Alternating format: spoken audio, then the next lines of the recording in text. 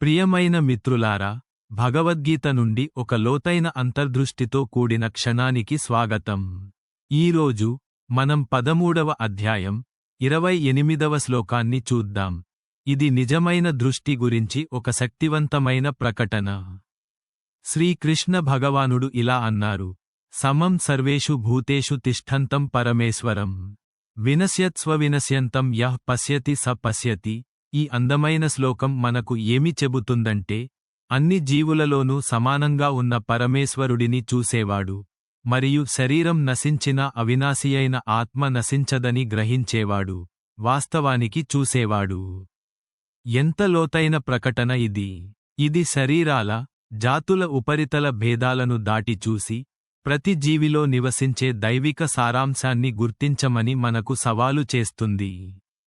నిజమైన దృష్టి భౌతికమైనది కాదు, ఆధ్యాత్మికమైనది. దైవత్వం ప్రతి చోట, ప్రతి ప్రాణిలో ఉందని కృష్ణుడు అంటున్నాడు. ప్రతి చిన్న జీవి నుండి అతి పెద్ద జీవి వరకు, ప్రతి హృదయంలోనూ, ఈ విశ్వమంతటా ఆ పరమాత్మ ఉంది. ఇది మన స్వంత శాశ్వత స్వభావాన్ని కూడా గుర్తు చేస్తుంది. మన భౌతిక రూపాలు తాత్కాలికమైనవి, కాని ఆత్మ శాశ్వతమైనది, మార్పులేనిది. ఈ దృష్టిని మనం పెంపొందించుకున్నప్పుడు, ప్రతి దానిలోనూ దైవికాన్ని చూడగలిగినప్పుడు, అప్పుడు మనం నిజంగా చూస్తాము. ఈ దృష్టి కరుణ, ఐక్యత మరియు లోతైన శాంతిని పెంచుతుంది. ఇది మనందరం ఒకే దైవానికి చెందినవారని గుర్తు చేస్తుంది.